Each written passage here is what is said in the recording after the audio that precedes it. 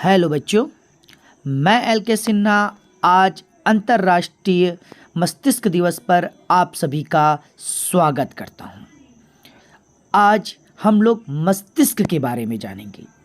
हमारा मस्तिष्क जो हमारे शरीर का एक सीपीयू कहा जा सकता है, क्योंकि शरीर में प्रत्येक अंगों का नियंत्रण और समन्वय करने का कार्य करता है, वो है हमारा मस्तिष्क।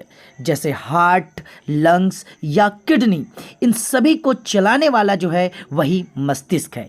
चाहे वो शरीर का बैलेंस हो, शरीर का टेम्परेचर हो, भूख और प्यास हो या इंडोक्राइन ग्लैंड्स हो, ये सभी को नियंत्रित करने का कार्य हमारा मस्तिष्क करता है। मस्तिष्क अर्थात हमारे ब्रेन का मुख्य कार्य होता है ज्ञान, बुद्धि, तर्क शक्ति, स्मरण शक्ति और ज्ञान का सही उपयोग करना।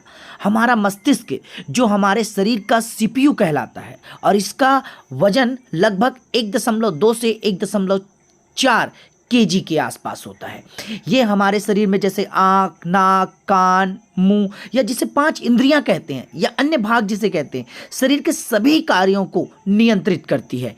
हमारे हृदय का चलना या आँख में जो देख रहे हैं उन संवेदनाओं को अपने अंदर संग्रहित करके पहचानना, ये सभी मस्तिष्क का कार्य है। तो अब पढ़ने जा रहे हैं मस्तिष्क का मुख्य कौन सा भाग है, तो न्यूरॉन। ये न्यूरॉन हमारे मस्तिष्क की संरचनात्मक एवं कार्यात्मक इकाई है। ये लगभग 1 खरब से भी अधिक हमारे मस्तिष्क में पाई जाती है। अगर हम अपने मस्तिष्क की बात करें तो मस्तिष्क मुख्यतः 3 भागों में बटा होता है। पहला जिसे कहते हैं हम लोग अग्र मस्तिष्क, दूसरा जिसे हम लोग कहते हैं मध्य मस्तिष्क और तीसरा जिसे हम कहते हैं पश्च मस्तिष्क। अग्र मस्तिष्क जिसे फोर ब्रेन भी कहते हैं, जिसके मुख्य भाग होते हैं सेरिब्रम, थैलेमस और हाइपोथैलेमस।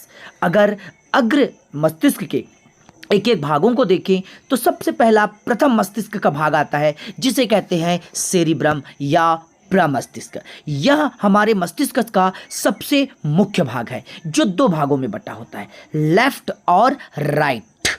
इन्हें 2 भागों में बटा होता है, लेफ्ट और राइट, और इन्हें एक सेल्स के द्वारा जुड़ा होता है जिसे कहते हैं कार्पस कैलोसम कहते हैं, क्योंकि ये इन्हीं के द्वारा जुड़ा रहता है जो सेरिब्रल कॉर्टेक्स का बना होता है। अर्थात ये सेरेब्रल जो कॉर्टेक्स है ये 2 भागों में दिखाई देता है, एक बाहर की ओर जिसे ग्रे मैटर कहते हैं और जो अंदर की ओर दिखाई देता है उसे व्हाइट मैटर कहा जाता है। यही तंत्रिका तरल में फैला हुआ होता है जो हमारे शरीर का भाग लेफ्ट वाला राइट भाग को और राइट वाला लेफ्ट भाग को क्या करता है, नियंत्रित करने का कार्य करता है। अर्थात दाएं हाथ को बाएं वाला मस्तिष्क जो है वो नियंत्रित करने का कार्य करता है। अगर मैं सेरिब्रम के कार्यों की बात करूं तो सोचना, तर्क करना, प्रॉब्लम का सॉल्यूशन ढूंढना, योजना बनाना या याद करना, ये सभी का कार्य यही करता है। वॉलेटरी मसल्स को भी कंट्रोल करने का जो कार्य है वो भी हमारा अग्र मस्तिष्क ही करता है। हमारे आँख, कान और आने से वाली सभी संवेदनाओं को ग्रहण कर ये हमें आइडेंटिफाई करता है, जिसके द्वारा हम मस्तिष्क की सहायता से ही सूचना प्रकट करते हैं। जैसे आप मुझे अभी वीडियो में देख रहे हो, वही चीज आपके मस्तिष्क को अभी सेरिब्रम बता रहा है। अर्थात हमारे मुख्य का मुख्य भाग होता है सेरिब्रम। अब अगर हम दूसरे भाग की ओर देखें जिसे कहते हैं हम थैलेमस।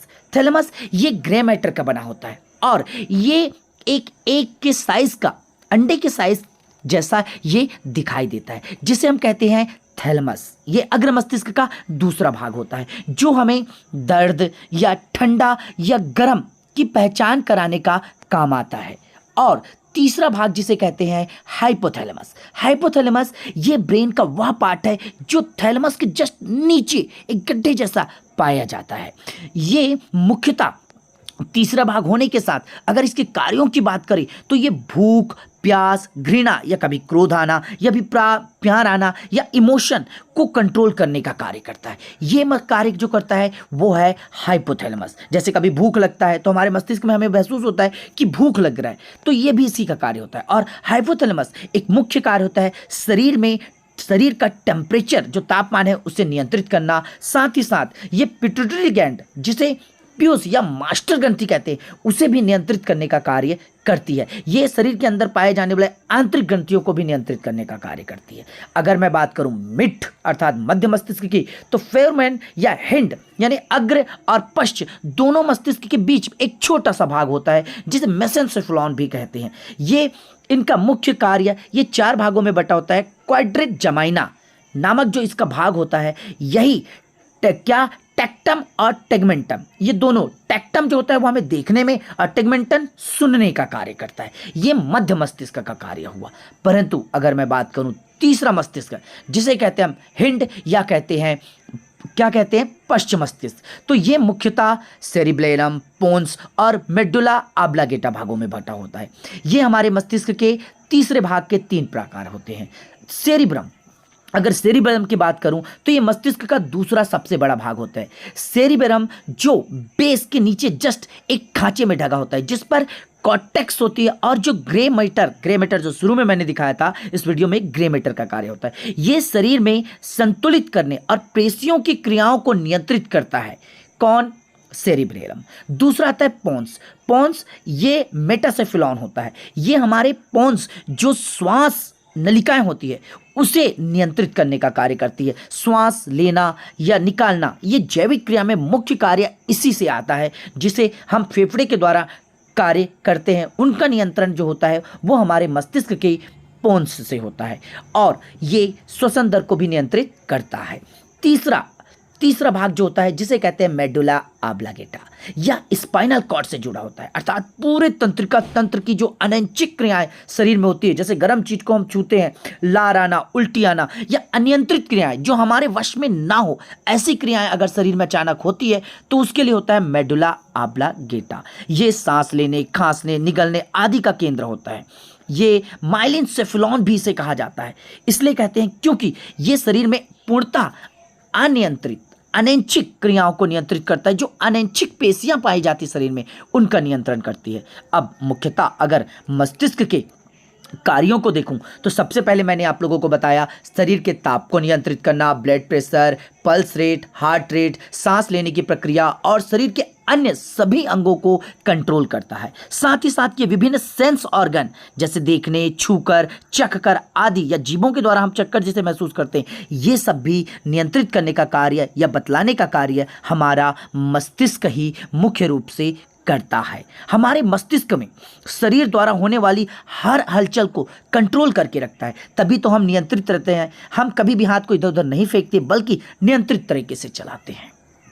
अब अगर मस्तिष्क को हमें स्वस्थ रखना है, सही ढंग से चलाना है, और हम कोशिश करते हैं अपने मस्तिष्क का ज़्यादा से ज़्यादा अच्छे बेहतर से उपयोग करें, तो हमें इसके लिए हेल्थी फूड खाना बहुत ज़रूरी है।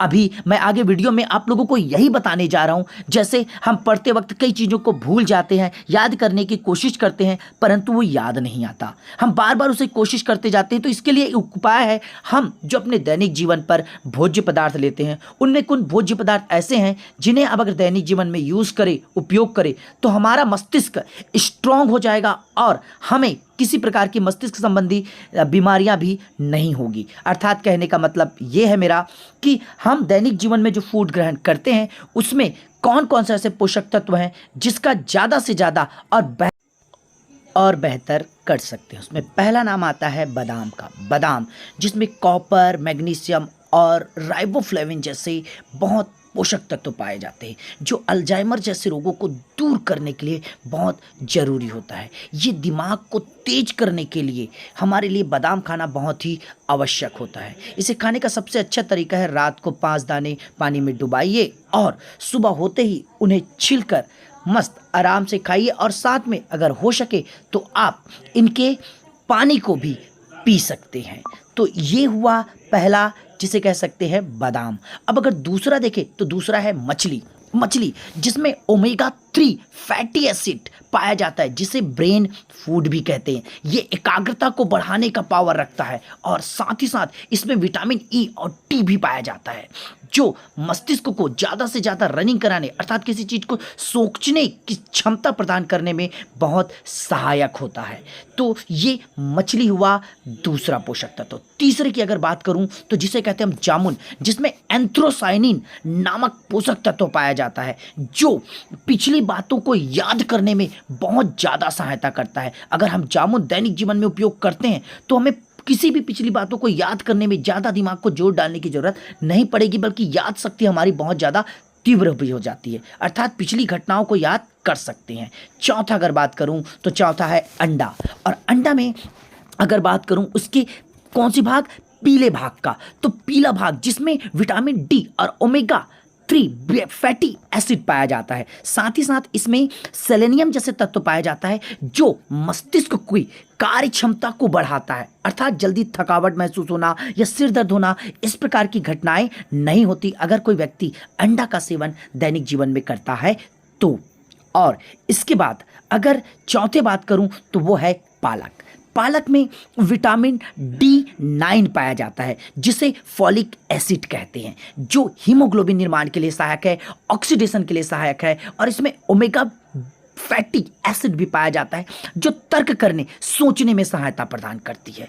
और अगर तर्क करने की क्षमता को बढ़ाना है तो पालक का सेवन हमें बहुत ज़्यादा मात्रा में करना चाहिए। इसके बाद अगर मैं बात करता हूँ अगले भाग की तो अगला है जिसे कहते हैं हम लोग ऑलिव ऑयल कहते हैं, जिसे खाने के ऑयल भी जी कहते हैं, जिसमें मोनोसेचुरेटेड फैट्स पाए जाते हैं जो ब्लड के एक्टिविटी के लिए बहुत ही आवश्यक होता है क्योंकि इससे ब्रेन का वर्क करने की क्षमता बहुत ज़्यादा बढ़ जाती है।